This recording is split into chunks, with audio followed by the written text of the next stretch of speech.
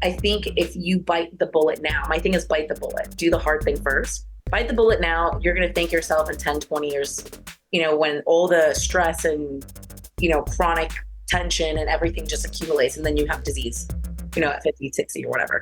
So if you bite the bullet now and you're aware that this is going to be, you're going to have different climates. You're walking into a different storm, but you're going to walk in that storm either way. So either you have guidance with somebody who's walked through very difficult storms and has experience teaching and coaching people through storms, or you do it by yourself and you weather the storm alone. Hi, my name is Mo Gayas. Essentially, I'm a kid who was obsessed with winning and sharing the lessons with you because growing up, I wish I had someone like me to help me out. On the Healthy Systems podcast, you will learn one main idea, system from each episode that you can use in your life, whether that is financial, relationships, fitness, and wellness. So if you're a millennial, you're hyper ambitious, this podcast is for you because the more systematic your life is, the more you can win and not waste time. So join me on your journey to building a life of healthy systems for yourself.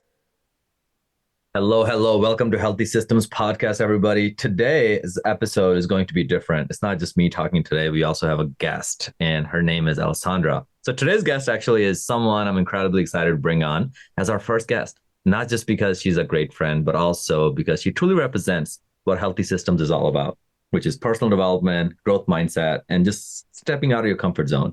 So Allie is what I call a hybrid athlete. She lifts heavy, she runs, and she stays in amazing shape all year round. She's worked with some of the top fitness brands like Lululemon, Mirror, and currently she helps busy professionals level up their health and fitness all across the world, but in-person training in New York. So what's fascinating about her is that she's not just a trainer in New York City. She also has a fashion background. She went to school for it, and then she worked in corporate America working with that. And I think now, more than ever, Allie and I, we always talk about all the false advertising that goes on in the fitness marketing, fitness world, whether it's internet marketers selling you guys false dreams, fitness influencers with steroids telling you that you can look like them in 90 days, right? Or girls with BBLs telling you that if you buy their glute program for 90 days, you'll turn your glutes into theirs.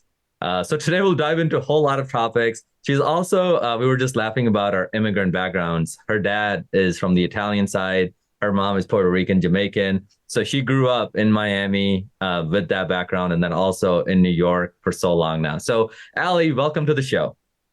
Hello. Thank you for having me. Totally, ma'am. Totally excited to dive in. So yeah, how's your day today? What is it? That was a great intro. I don't even know if I'd introduce myself that way. No, that was good, right? Yeah. I literally looked through everything. I was like, there's so much to this guest. I have to make sure that we cover all of it. And we can do more podcast episodes and just dive into some aspects of it today. But Allie, how's your day been today? It's beautiful. I have my coffee. Love my hair is slayed. I'm going for a dance class later. So it's a nice day. Yeah, man. Yeah, I also forgot one part about you, which is you also have a lot of really good hobbies. You don't just run a business and like focus on that side, but you also live a fun life. So yeah, I don't know where to even start here. Tell me a little bit about like let's go back when you were fresh out of college, and fashion, you were in the corporate world.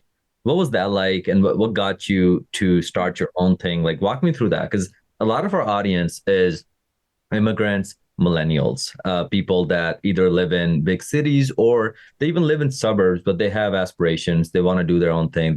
It's a healthy system. It's like we created this podcast to live a fulfilled life, whether it's health, wealth, relationships. So in your case, let's start off with you, growing up and finishing college and looking at the decisions. So funny enough, this is my 10-year anniversary in New York. Love it. I think it was August 14th. Well, it's a little bit over now. But August 14th, we packed my dad's car and we drove to New York. And I went into the fashion industry in Miami in school to graduate. Everything was straight through. So you had 3 years of your bachelor program and you had your internship at the same time. Okay. So we had a little bit of experience and I thought that was enough to land my first paid position. No.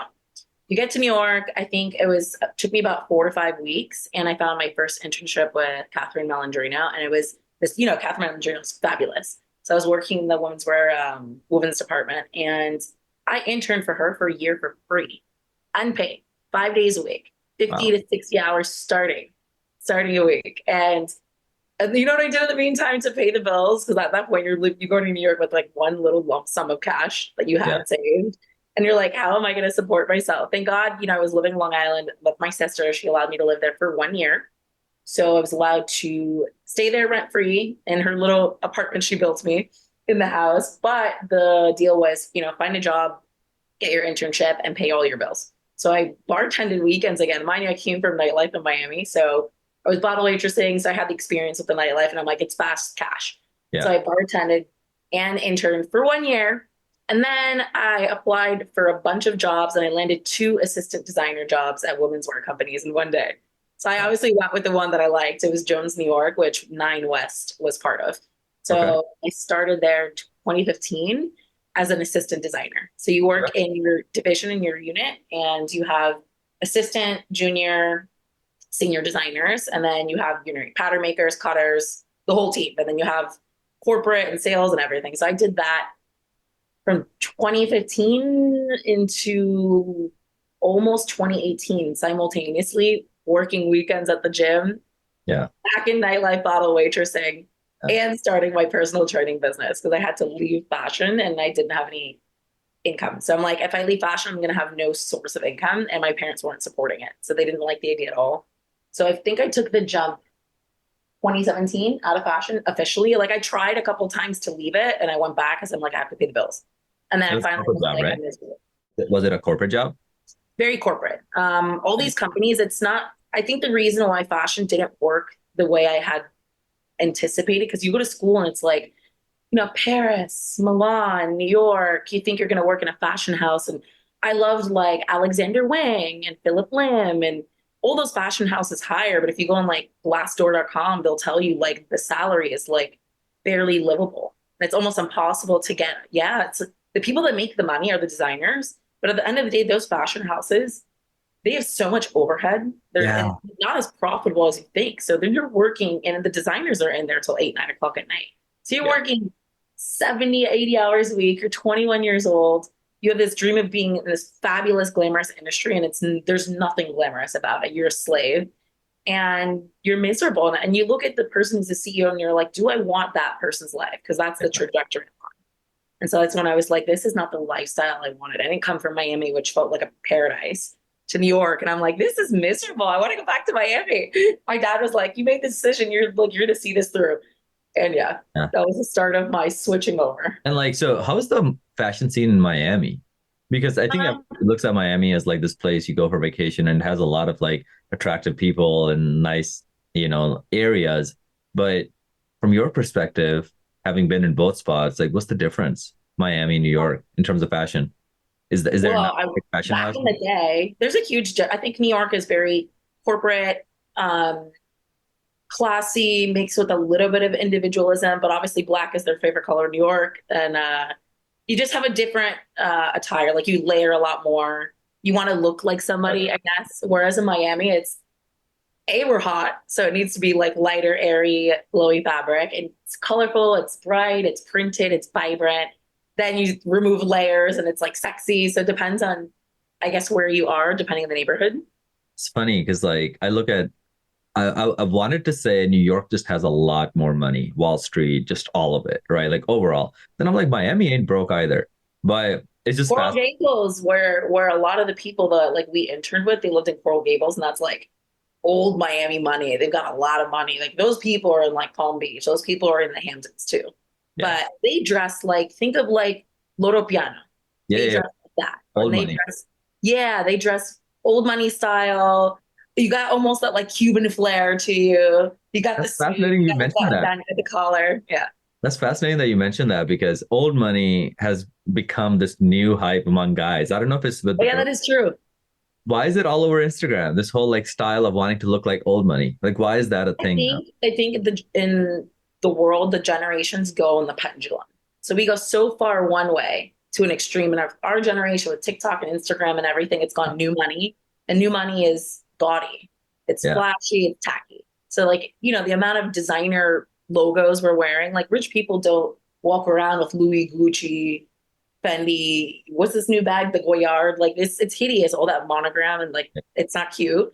And then it's like there's a extreme shift back to like, okay, how do we go the other way? I want to look like someone a little bit more understated. It's like that, like what do they call it?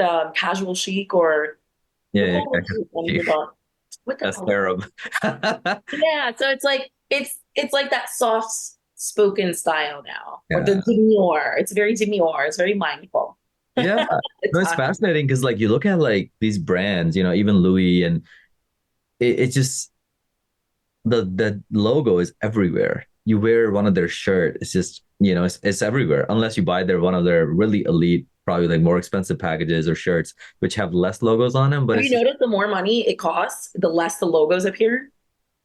yeah, You know, why is those that part of the fashion industry, I guess? Like why is that considered cool? Because I think, it's consumer psychology. They make it because you want to be known. So let's say you buy Gucci, Louis, whatever. If you can see the logo, now I automatically associate this person at least being able to afford this class of goods.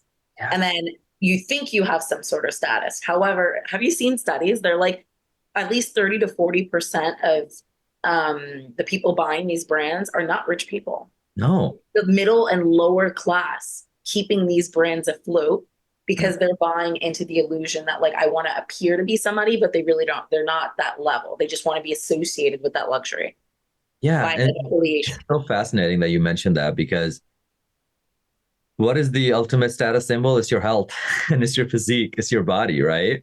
And too often, I think that's such a nice like layover there. But I think it's fascinating because LVMH, Louis Vuitton, what Mm-hmm. is Monet, Oh, and yeah. yeah, like that whole is French. Bernard Arnault, I think his name. He's like I read his autobiography. I not read. I've watched his autobiography movie, and in that you realize he was a realtor. Started off with like one house, and then over time, like in 50 years, started buying all these brands. He's not a fashion diva by any means, but he owns this thing, and he's the richest man in the world right now, I believe. Either number two or number one. Like he's like richer than Bezos and Bill Gates, Yeah. and even Warren Buffett. And he got really rich because of that mentality. During the pandemic times, people got their stimulus checks and they just bought a lot of those. They bought their Louis bags. Lit. They bought their Louis bags. They bought their, all of those things. And I think it's fascinating because I remember when I used to travel for work back in my healthcare consulting corporate days, it was rare to see like a Louis bag at the airports. And now I see it a lot more, like a lot more. Like I go to the airport and everybody's got one of those. And the other day I was at the airport and I asked this lady, she had one of those duffel bags from Louis. I asked her, I was like, hey, that's a really nice bag. How much was it? I'm just curious. She kind of came closer to me and she goes, it's fake. I'm like, really? She goes, yeah. So there's also that. Like people would rather buy a fake one just to look like that. Like it's fascinating. But I think it Yeah. was you see a lot of that. But to your point, why do we focus more on health, Hallie? Why do we, I That's think, the hardest thing to change. It's easy to put the mask and yeah, appear some way. It's almost like the peacock just, prancing their feathers and stuff. trying to And impress the girls. Yeah. yeah, just a little bit until you, I guess, get what you want or you impress somebody or you reach a social status that you desire. But then you realize, let's say you do get that social status. Now you're in rooms with people and you can't talk the talk. You don't have the education. You don't know how to hold yourself or comport yourself. And you're not really that person. So I think when it comes to it, people just care about the look because it's fast. Health is so hard to change. And I think the hardest Ooh, thing is you have to confront yourself. Like it's almost like a spiritual metamorphosis. It's like a death and a rebirth. And that's where and no one wants to die with the pain of their former self and then I rebirth love that you again. said that. It's excruciating. And that process you have to go through so many times. And I love it. Maybe it's like the Taurus Scorpio placement in me. Like we're the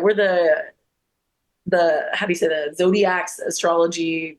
We are the big ones of the healer. So we as essentially love excavating ourselves. Yeah. I think that's why I got into fitness. I'm like, I'm a healer. I did it on myself. I can do this for other people. What do you say to people that say, oh, yeah, I mean, I know what to do. It's really easy. I just got to eat less and move more. I think we all know what we need to do. I think everyone does. We've got But then they AI. struggle for eat. Like they don't get it. Like it's so funny. Lately, I've been telling people, I'm like, yeah, it's hard. Like it's gonna be hard. I'm telling you, it's not gonna be easy. Yeah, we'll make it as easy as possible, and it's gonna be this, but it's not gonna be a 30-day game plan. Like then, and I think the more you get into fitness from a coaching perspective, and maybe it's just my belief, after having worked with so many clients, is that there's so many mini skills you need to learn to really make Yeah. fitness a lifestyle, right? Like, what do I eat when I travel? What do I do in this situation? What do I do in this situation? Oh, Like yes. like You know what mini it skills, is? mini skills. It's not just a, like I get mad when people are like, "Oh, it's super easy. Why would I pay a trainer this much money? You want to just eat less and move more?" And I'm like, "You motherfucker's fat. Like, don't even say that. Like, if you knew the secret, you would be fit, but you don't look fit to me. Like, if it was really that easy, you know. Like, it funny is it gets me riled up because I'm like, sure, go do that. Like, seriously, go do that, and then come back to me, right? But I wonder what like your take is on that because I think the more I mature in fitness, because when I started, I figured out the calories and the macros. I was like, like, all right, got it. Then I got fat, like literally myself. After contest prep, my first physique show, I like literally bulked up and I was like, holy shit. Like like That happened to all of us. Yeah. all of us, right? And I was like, man, I didn't know as much as I thought I did, or I didn't apply as much as I thought I knew. And then over time, it humbles you. The game itself humbles you. And then you're like, okay, like I'm happy with like mini progress I make every day. I'm happy like to learn from my coach and do this. Whereas I think that's why like I'm so humble now. I'm like, dude, it's gonna be hard. Like it is hard. And if you have that mindset that I'm gonna make little progress every day, you're way better off than being like, oh, it's easy. I just gotta eat less, move more, and then I'll be there. And then you don't get there and be disappointed. So I know I'm sharing a lot there, but it's like I think there's this little like people think fitness is super simple, and I might not be. I think at the end of the day, the emotional, the psychological, the like the That's skills. the thing that everyone runs from. So it's like I told the client the other day, I'm like, you want a villa, you want a mansion, and we're just going to compare it to real estate. And I'm selling you this, and you want this, right? You have the down payment, which is the foundation. How much are you willing to put down? Do you have 5%? I don't know, 3%, 10%, 20%, whatever. You can't pay that house off unless you're Jeff Bezos or something. And you've got, writing a check for full cash. You have to make payments. You have a mortgage. And hey, I have this villa, but I'm going to be making consistent mortgage payments into this house until I pay that house off. It could take you 10, 20, 30 years. However, you have equity in that house. And now that house is yours. And you take care of it, you maintain it, you upkeep it, you do landscaping, you clean it, you decorate it. That's like your internal world, but you keep putting the little deposits in. So why do you think you're going to pay that house off in 3, 4 months? Yeah. You have to upkeep it for the rest of your life. So I think that the instant gratification, I think that's everywhere. Everyone talks about it. I think another thing is, and I think the biggest thing, critical thinking. I don't think people want to think anymore. I think people are mentally fatigued, whether it's work fatiguing them all day long, and then they've got their families, their husbands, wives, they have kids, social life. We've got the social. I'm going to call it the social economy now that the world is in. Yeah. We have so much going on that mentally it feels harder, even though maybe we have more opportunity. You have the internet, you have social media, things feel more oppressive. So mentally and emotionally, A lot of scrolling that takes a toll. yeah. And like, I think, and that loneliness is a huge epidemic. So I think all of that combined, and then the fact that we're all like via the screen now, and there's no like actual physical connection, which you need, it creates this like storm, if you will, and people just want to escape it. So I think we're in an escapist world. And mind you, I like, dopamine hits. I'm an adrenaline junkie. I like that like adrenaline boost.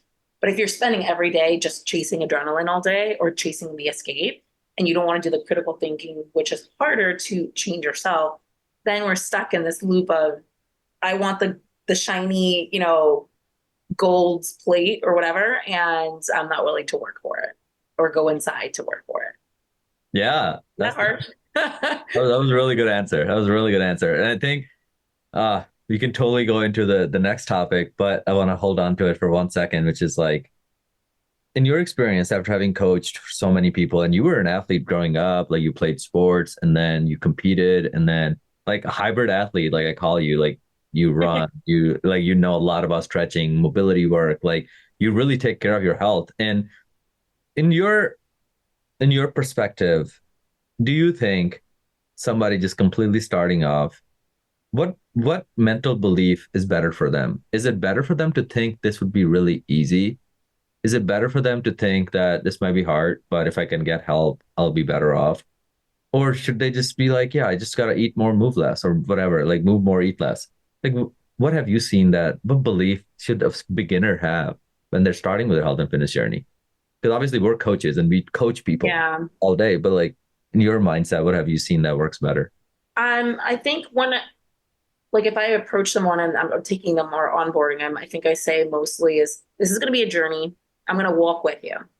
I'm going to lead you and guide you, but I'm not going to hold your hand because I want you to learn the skills to travel the journey. But I'm here with you, walking every step of the way to teach you how to navigate the pitfalls. It will be hard, but I think if you bite the bullet now, my thing is bite the bullet, do the hard thing first. Bite the bullet now, you're going to thank yourself in 10, 20 years, when all the stress and, chronic tension and everything just accumulates and then you have disease, at 50, 60 or whatever.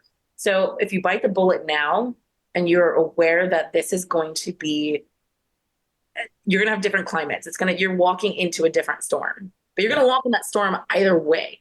So either you have guidance with somebody who's walked through very difficult storms and has experience teaching and coaching people through storms, or you do it by yourself and you weather the storm alone. 100%. You're still going to weather the storm.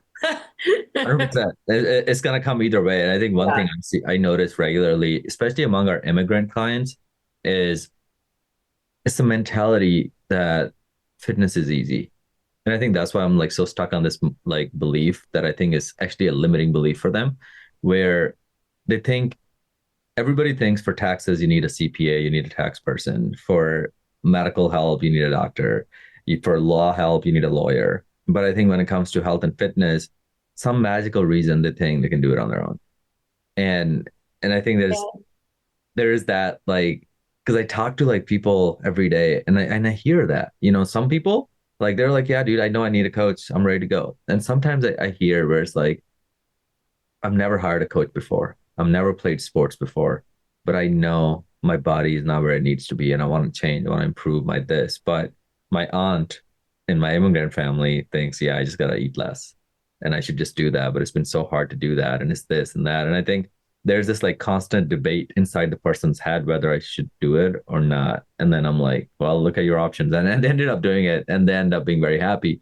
But I don't know if you see that in your immigrant clients or if it's just like a mindset belief throughout where people expect fitness to just be something we should all be born with and it should become natural to us, you I know? think it's also if you're whoever's surrounding you.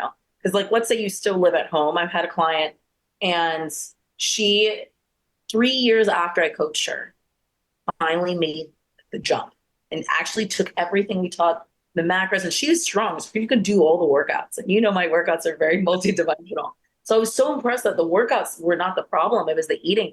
She got fit when she moved out and moved to Chicago and started in a law firm by herself outside of her household. She grew up in a Mexican household. So she was changing the way she ate and she was listening in the beginning to me. But now you're home, you've got mom yelling at you because you're not eating food. Then she's saying that you're, ungrateful because you're not eating the food I cooked for you. Then you have your aunt or your cousin saying, oh, you can't eat that. I heard that, if you're going to be fit, you can't eat the rice. You can't have the tortilla. You can't do anything. Or you can't have the sauces. And then all of a sudden she's like confused. Do I listen to my aunt or my cousin? Do I listen to my mom? Do I listen to you? Now my friends are going out. I don't want to feel left out. So I think you feel like you're going to get left behind or you're not going to fit in with their social circle. And to be honest, it's like your finances. I have one financial identity and habits, and someone else in my family can have some completely different financial view, and that is totally true. My family yells at me all the time and makes fun of me. Yeah. And but like, I don't have to have the same one as you, but we still go and hang out. I watch your kids. We sit for all the holidays and barbecues, and we don't have to match. But I operate one way, you operate another way. Like I don't have to live your lifestyle. And That's I a think really people good just point. want to fit in and belong with the family, with the friends. They don't want to step out of that. And a lot of times I think if you change, you're going to realize whoever doesn't like that change is going to fall off. And then you're scared of being alone. So now you're by yourself. And now you got to identify with a new lifestyle, a new group, maybe find a new boyfriend, pull away from some family members and like have a new social circle who align with your new boundaries or your new lifestyle. So it's you're changing your whole life and people know it. That's why they don't want to get fit because they're like, if I get fit, my identity changes, my lifestyle changes, my habits change. Now my friend group changes. And People all are the so stuff that you attached to keep these of it fake change. friend groups. And I'm like, I don't get, we're not babies anymore. You don't need 25 friends you go out with every weekend. Why are you still doing that? Like, we don't, like, no, you have one or two or three people that align with you, similar things. You see them once in a while, but like you're operating as like a sole CEO of your life. But they want to be like the employee in their own life. That's such a good point. I think that living with family versus living alone, especially for your health and fitness journey, can be very healthy if you have the right guidance. Because all the groceries you're gonna shop, all the things you eat, like you literally have full control over. You know, you can still do it with the family. It'll just require a little bit more of courage. I think courage to be like, yes, I'm gonna eat this. You know, because I think one reality that check that I had when I was growing up was if I eat the same as everybody else, I'll look like everybody else. And Yep. literally the it's kind of like a reaction. So it's like if I do this, I end up there in 10 years or 15 years or 20 years. So I think some people, if they can have that, I think they'll be much better off. And even among the immigrants, I don't know like how it is in like in your side of the world, but for like us in the Muslim community, like Pakistani, Indian, Bangladeshi side, family systems are very strong.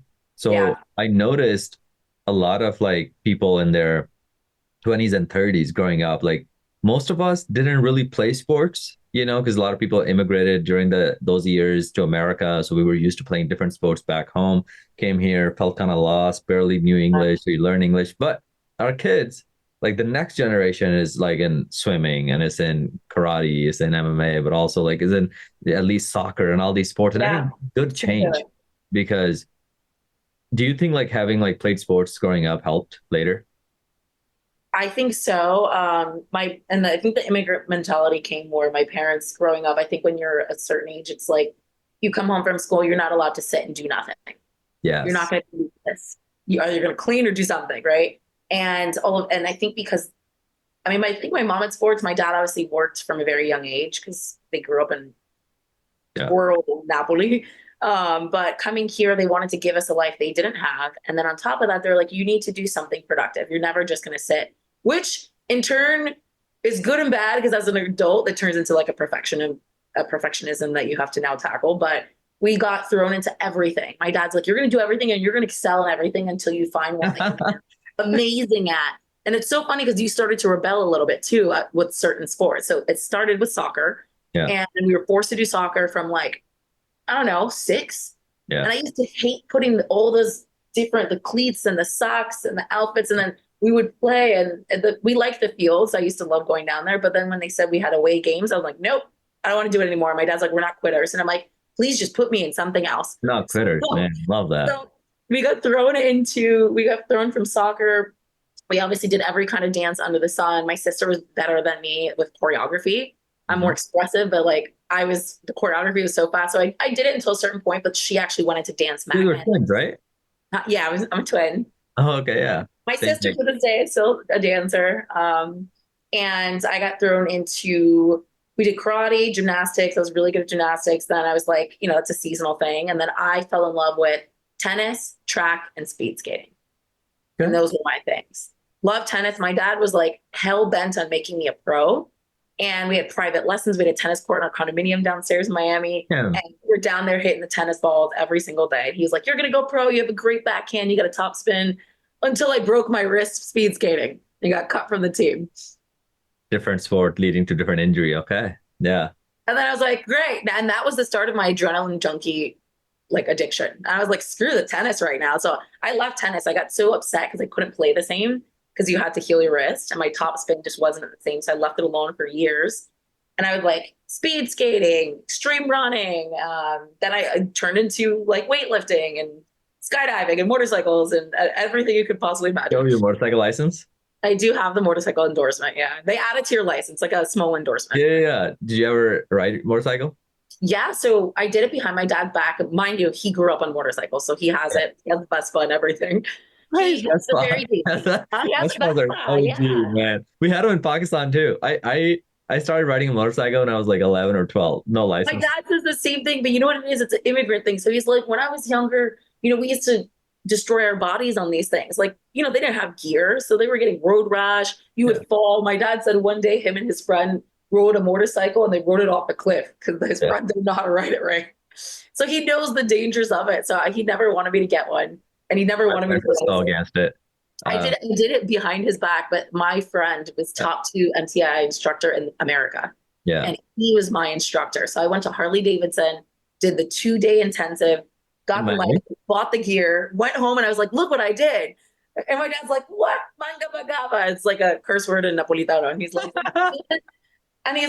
"I'm not signing my daughter's death warrant." And I'm like, "Well, you don't have to.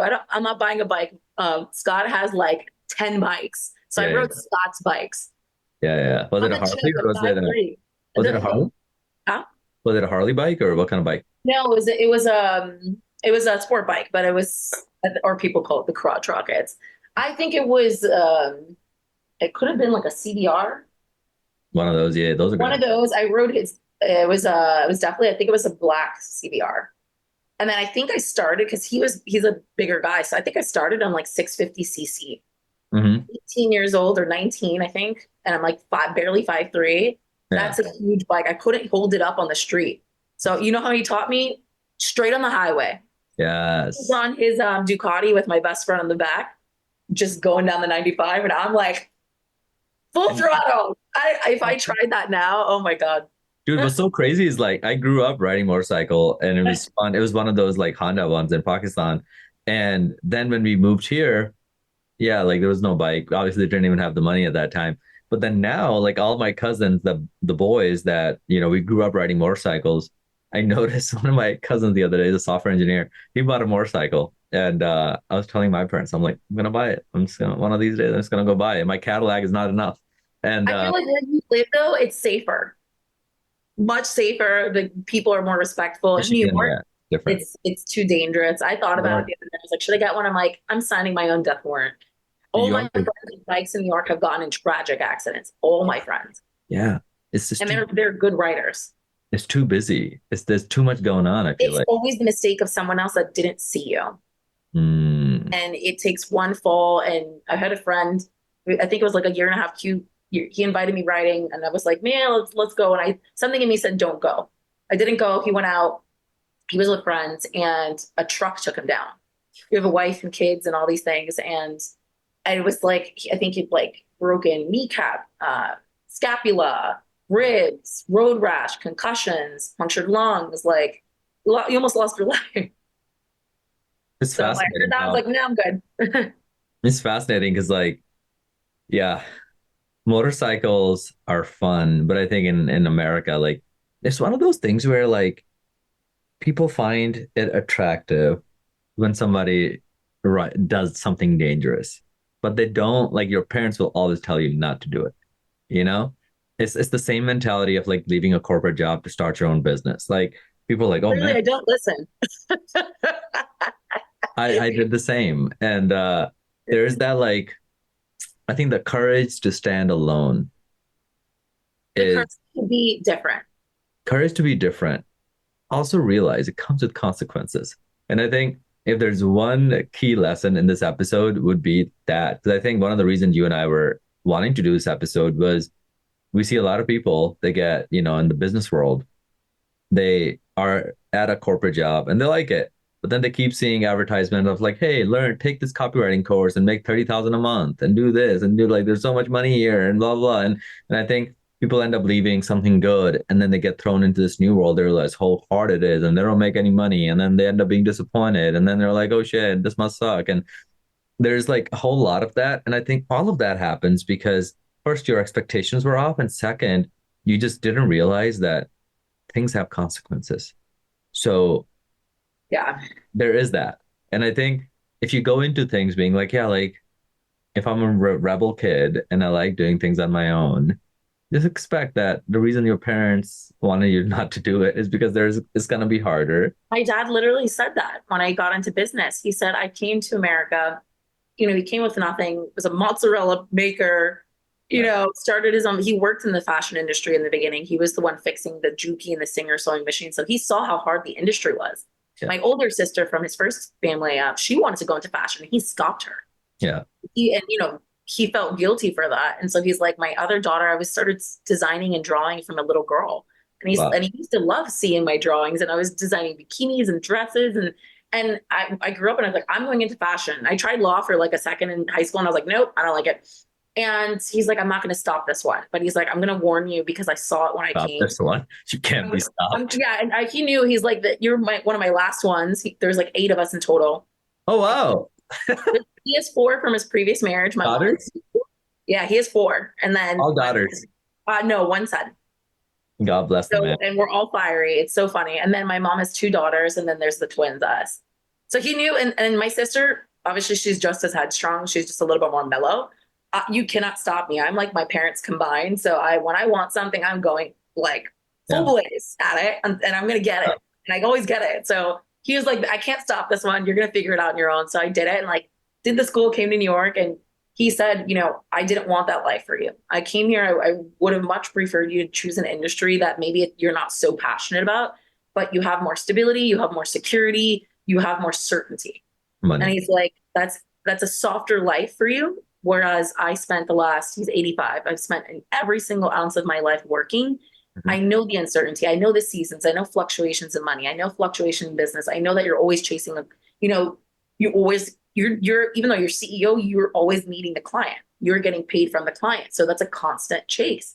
And he's like, your nervous system reflects that. And he's like, people, 9 to 5s, a steady paycheck.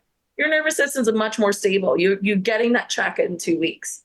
You know how to spend that check. You've got the 401k. You don't have to really do much on your own outside this once the system's set up. You can turn your brain off when you leave work. He's like, you'll never turn your brain off again.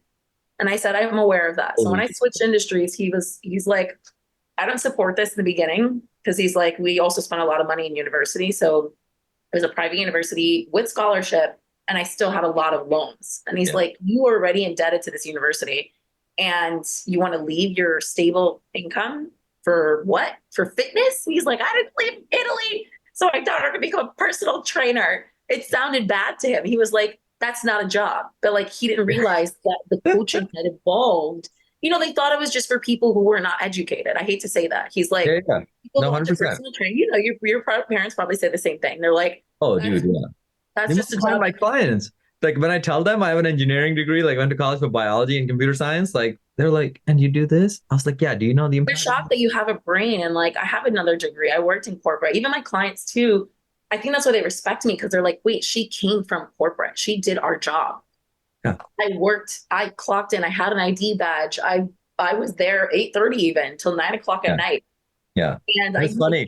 It's funny. I don't want this episode to be us talking them out of running a business, but I think I just want people to have reality. And when I was in corporate and I was pretty successful, like the team loved me and everything. When I left and I did my own fitness business full time, I was working like 3 to 4 times harder, and I was feeling emotions I never felt before. Like at first, entrepreneurship is really volatile. Emotionally volatile. Huge emotional thresholds. And even me, who I sit and I like excavate and I study myself, and I've always self-analyzed from like 14 years old. I was constantly into self-improvement and self-development and spirituality. I always wanted to work on myself. And I guess it started as like fixing yourself in a way. Like I came from perfectionist parents. You wanted to be perfect. You wanted to be the best of the best of the best. There was nothing that anything less wasn't acceptable. And you constantly fix yourself, and you get to this point now where you're older and you're like, crap. When you go into entrepreneurship, that's not enough. Now I'm feeling, anxiety. So you're scared because you have no certainty. You've got stress. There's no 401k coming. There's no 401k coming. No, but it's so funny. When I left fashion, I think I was like, I don't want to be the prisoner. I said, I will take being unstable is the word. Unstable. Unstable. I will take never knowing tomorrow. That was the adventure for me. And I love adventure. So I'm like, I'm okay with that uncertainty. Like I made peace 8 years ago. And I said, I am married to uncertainty. I am married to the unknown. If I can accept that those two are constantly present in my life, and I'm strong enough to handle the unknown and the uncertainty constantly, I can do anything, because that's the fear. People don't make decisions because they're scared of the unknown. They're scared of the uncertainty, and they don't think they're strong enough or they have the skills to constantly handle it. I just throw myself in the fire, and I'm like, You're gonna figure it out. You've always figured it out. And One thing, I think one thing that helped me make the jump was because I was in corporate and I still remember the day I made that decision to quit. I was grabbing coffee at like 7 a.m. on a Saturday with one of my good friends. He had just gotten a job at Amazon as a software engineer, and we were in downtown San Diego.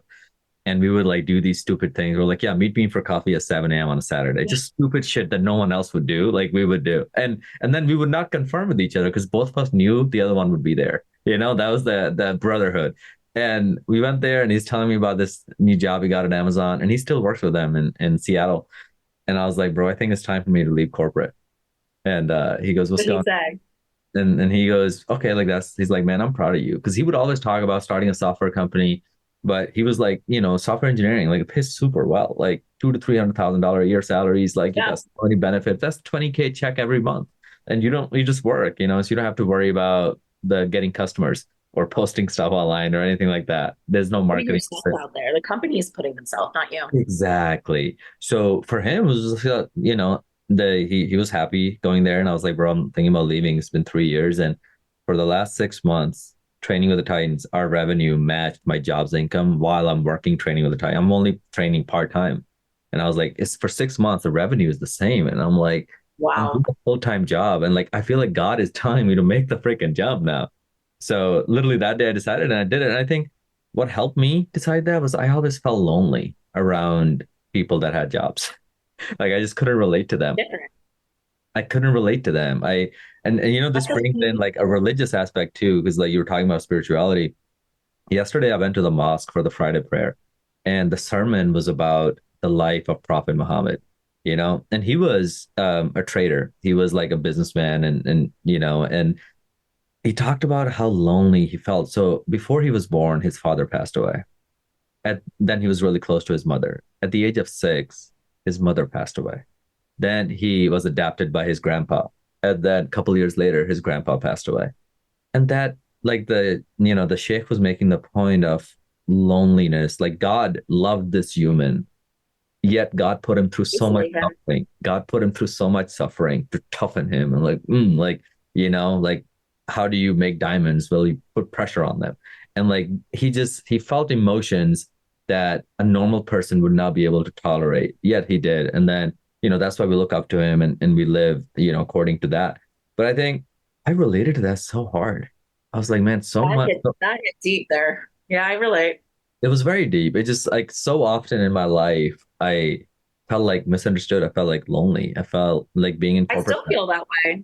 Yeah. And Being surrounded by a million people and even our personalities, people think we're like outgoing and extroverted. We're the life of the party. We are, but internally, you're different. You don't belong. And there's very few people that truly understand you and truly see you because there's so many complexities in us. Like we're so many different types of people in one.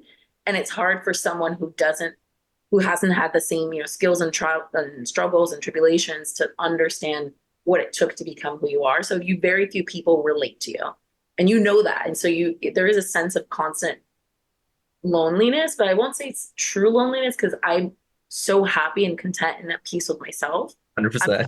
I love being alone. Like Yeah. my friends know I'm like, I love to go out and have fun. But like at one point I'm like I need alone time. I need to recharge and you're different. And I don't think anyone will 100% understands.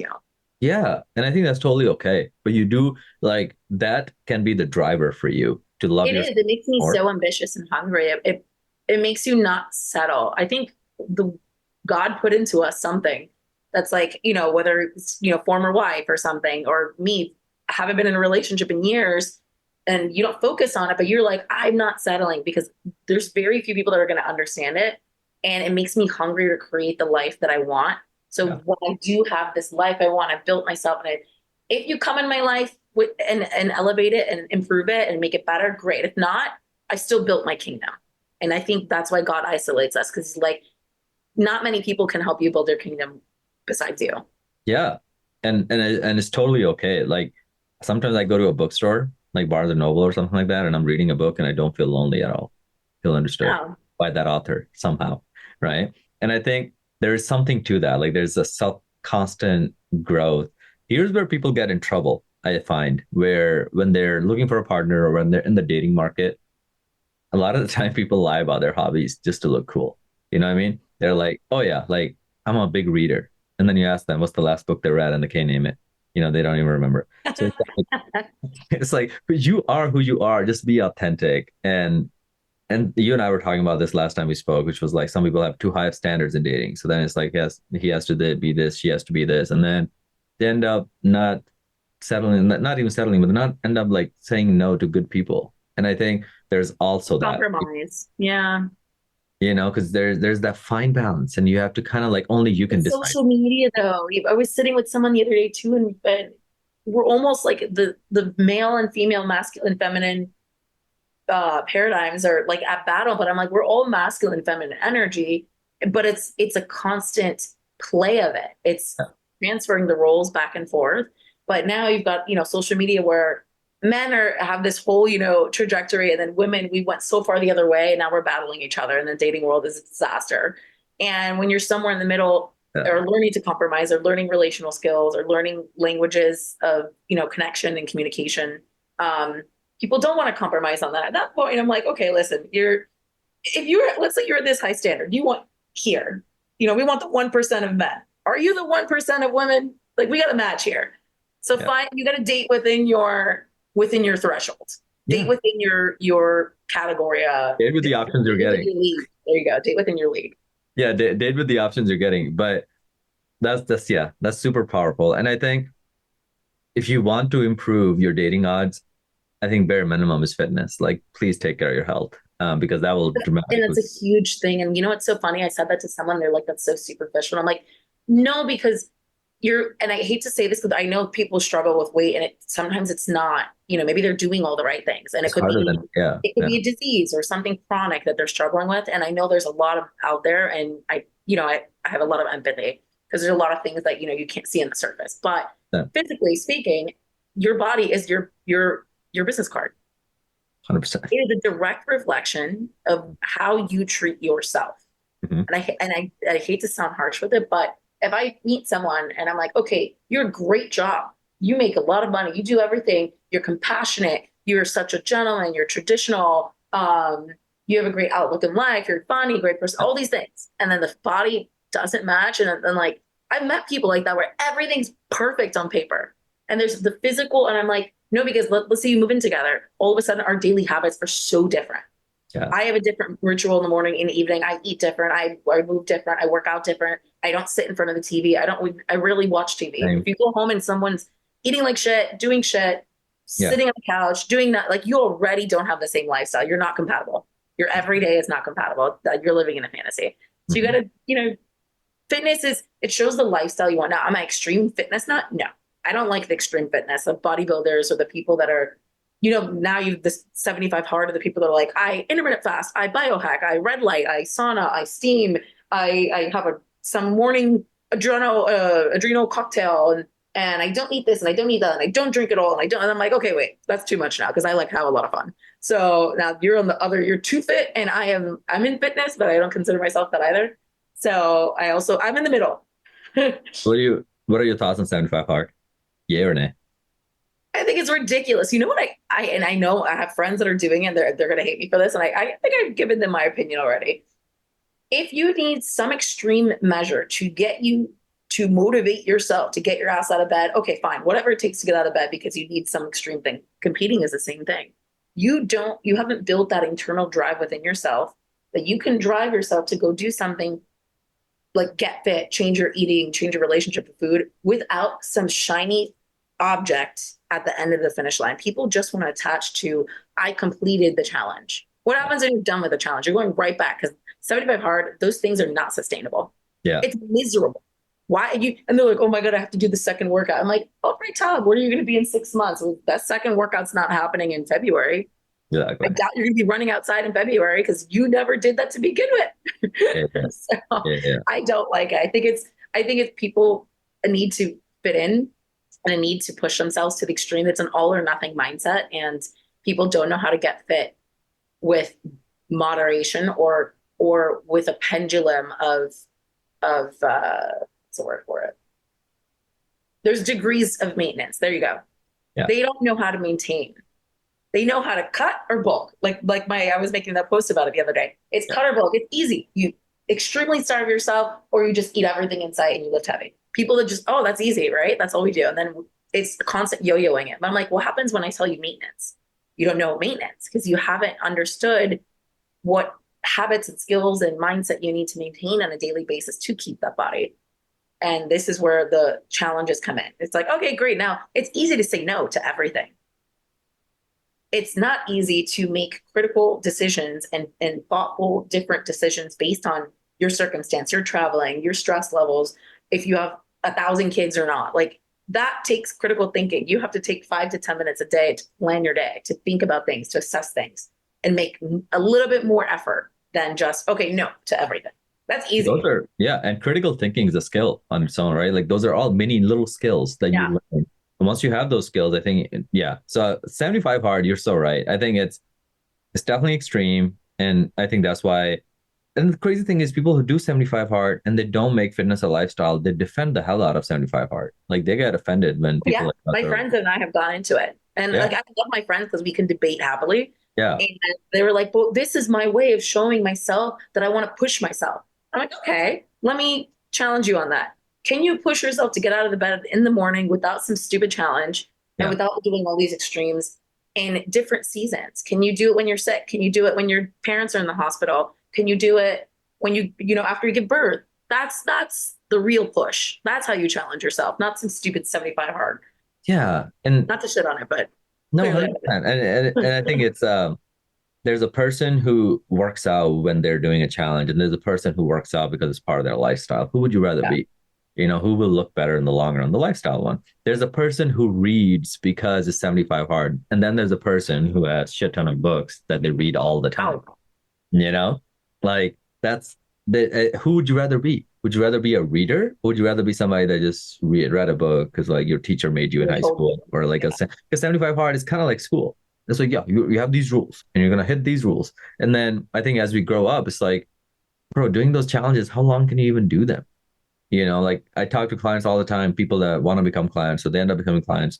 They're like, yeah, like, my gym did the 6 week challenge, I did it. Then I did 75 hard and I did it. And I did that one challenge, I did it. And they're often like never at their dream bodies. They never get there.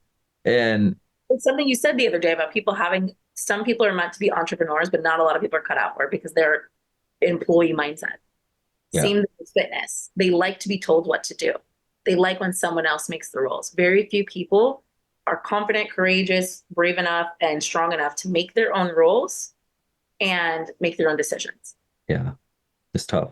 Yeah. And You're I quite, think that's where the people, they'll always, have you noticed when people come to your clients, they're like, I don't want to think about it. You do it. And I'm like, I'm going to do the work of creating the program and the coaching, and I'm going to show up, and you have to show up and actually do it. I can't do it for you. and I think that's why fitness is so valuable. And this is the last note we'll end the podcast on is fitness is so valuable because you can buy coaches and you can buy the guidance, but they can't do the work for you. No. So I remember being in Cancun, Mexico at one point, and it was just with a bunch of my friends who ran way bigger businesses. They're all millionaires. And they were all like, we all took our shirts off at the beach. And I was so proud because I had abs and like everything. And everybody would just compliment me. And I noticed even those millionaires felt insecure, like taking their shirt off around me. And I was like, okay, like this is something money can't buy. Like there's a different level. Like fitness is once you truly master it and to look when you look your best and you feel your best, money can help it, but it's not something you pay like $50,000 for and you get that body. You don't. No. It's the person you become by doing the work that got you there. So it's just like I remember like 5 years ago, that was the first time it clicked. I'm like, shit, like they can't buy this. You know what I mean? And that I think that in itself is like I don't know, it's a worthy aim to aim for. Where it's like, hey, like I'm going to do this for myself, for my own health, for my future generations.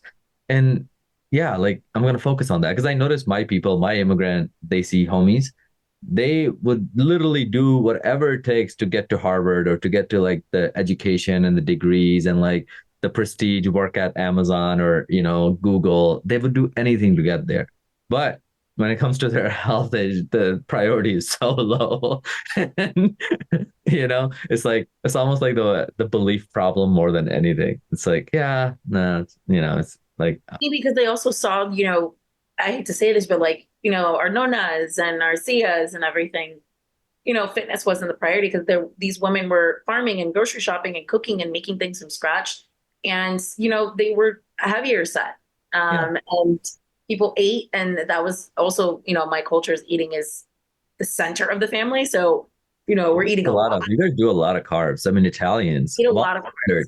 I was always wondering. So Italians, if you look at like people in Italy, or maybe this is my limited perspective, I don't think they're as obese as Americans are, but they eat No, pasta. there's a So what is difference. that? The food quality and the mindset around food. So we don't rush food. So we make everything from scratch. All the sauces, all the pesto, the carbonara, the marinara, everything is made from scratch. So Yeah. there's no GMOs, there's no seed oils, there's no preservatives, there's no high amounts of sodium. There's nothing to preserve it because your nona was literally in the kitchen making the sauces. They'll mason jar it for a little bit and you use it. You're not saving it for next week because they're gonna make it again next week. They go to the grocery store every single day. They go to the market every day. They buy the vegetables fresh every day. They buy the meat from the butcher every day. They go get the pastries every day. Like my family, we make wine. We make wine. We make tomato sauce. We make olive oil. Like we make everything. So like everything's handmade. It takes longer. So that the women were definitely more traditional because they were home doing these things while the men were working. They didn't The have men know pork how to do chops. it too. Obviously, men in Italy, most of them, I think, know how to cook. I learned to cook from my dad, but that was the thing. And they move a lot. They have the passeggiata, and they What's a do. passeggiata? I saw that in your post the other day. What is that? This is the walk you take after dinner. So like you eat a Ah, heavy meal, and the also hot girl walk. Got the it. front row walk. Yeah. So this is the walk everybody takes around the centro after dinner. You maybe have Passeggiata. like a grappa or limoncello, which helps with the digestion, and then you go for the walk. Oh And that man, walk is that's so. you talk with the entire family and you digest the food. And Yeah, then you go home and then you don't go to sleep with a full stomach. And yeah. that's why I think they're fitter, even though they eat a lot. Like if you go to Italy, you can eat pasta all day long. That's a lot of places in Europe. You eat pasta all day long. You drink wine all day. You're eating cheese and Have the everything obesity in problem America. we We're do, not, right? Am I huh? wrong in saying that Italy does not have the obesity problem we have in America? Do they? I think I won't say just Italy. I'm going to say the Mediterranean as a whole. I was talking to my friend yesterday. She said it's a blue zone. So the Mediterranean is one of those zones where it could be also be the high amounts of omegas in their diet too. A lot of um, olive oils, the meats, the olives, etc. Um, they have a much longer longevity and a longer lifespan. But Yeah. also, I think it's the stress levels.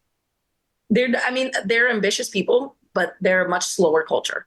They're not as stressed out. They're not as rushed. They take their time, and their stress levels and their happiness are much higher. So they have a much better health overall. Us Americans are And go they don't go. store the You fat. being in New York, you guys are way more go go. But I think Americans in general very go go go. Like you We just know, fast. Get it done as fast as possible. We don't stop and sit. We don't stop and think. We don't stop and process.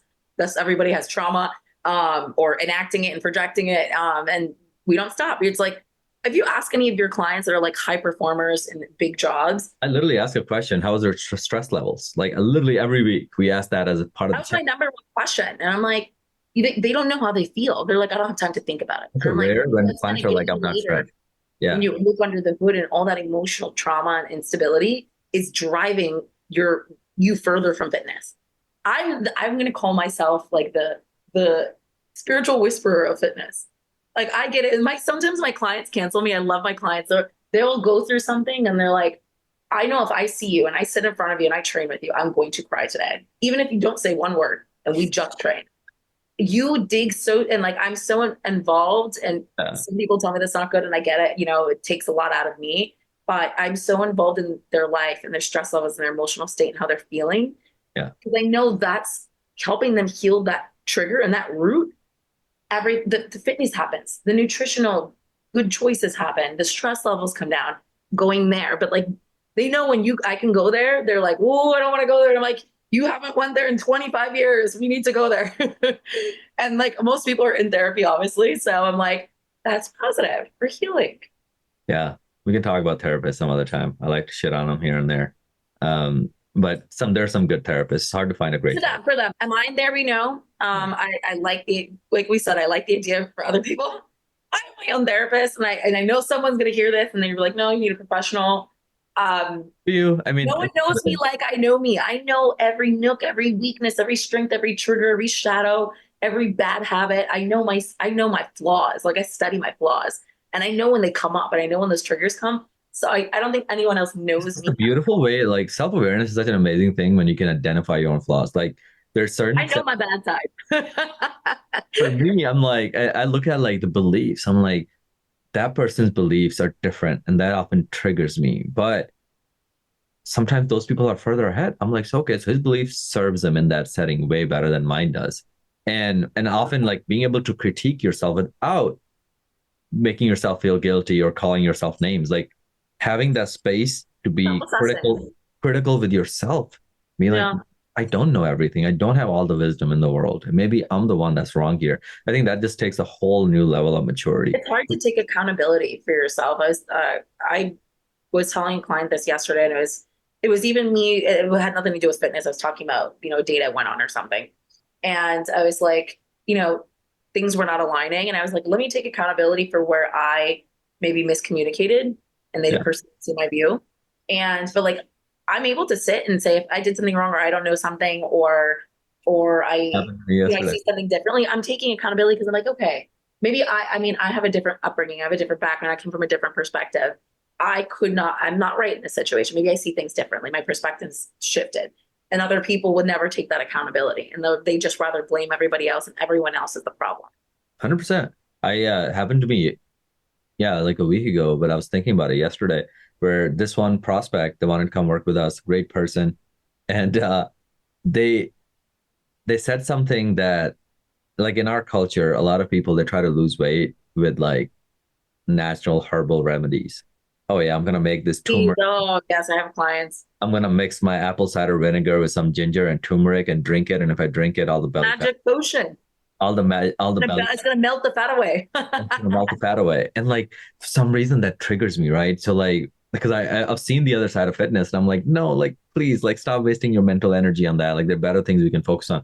But like she was telling me how she does, like she drinks like this ginger tea every night, and she didn't even mean to say it like that. And in that moment, I started seeing like emotions come up for me, and I held myself, like I was very composed.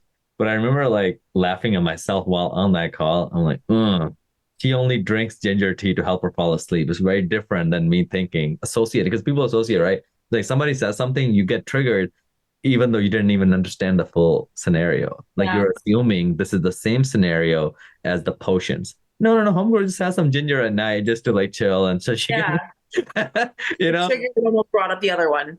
Exactly. So I remember like having that self-awareness and being proud of myself. I'm like, yeah, thank God. Like you just caught yourself in that moment. And I think that just came from years of praying and meditating and slowing myself down, being like, yo, like before you react, process and listen instead of always responding. And as coaches, we fall for that sometimes. It's like we just know a lot. We know a lot of the answers. And it's like sometimes you start talking and you go and 5 minutes later, you realize like that wasn't even the problem the actual person was dealing with. You just projected other people's problems on this person. What they were doing is for different. So it's like that can be a whole new episode. But Ali, thank you so much for your time. I know you got a lot going on today. We've been talking for like an hour and 15 minutes. But yeah, Ali, how can they find you? Obviously, you're on Instagram, Facebook. I'll put the show notes in there. Instagram, Facebook, LinkedIn. She's very active. Around New York City. You see me, say hi. Yeah, just be like, I'm a listener of Healthy Systems. But overall, Ali, we'll do another one soon, inshallah. And then thank you for your time today. Thank you so much. This is awesome. Thank you for listening to the Healthy Systems podcast. I really appreciate you for tuning in today. Now, here are 2 ways I can help you for free. One, you can join our free Facebook community by just going to this link, bit.ly/Titan Facebook group. Just type that into your browser and then answer 2 questions, and then we'll let you into our Facebook community where you'll meet other people, as well as we have a lot of free resources in terms of meal plans, workouts, all kinds of stuff in there. Second way I can help you for free is if you follow me on Instagram at Mo Gaius, MOE, G as in George, H as in horse, I as in India, A as in Apple, S as in Sam. Follow me there and then shoot me a message with the word healthy systems, and then I'll be sure to send you a free gift. Other than that, keep listening in, and I really appreciate you.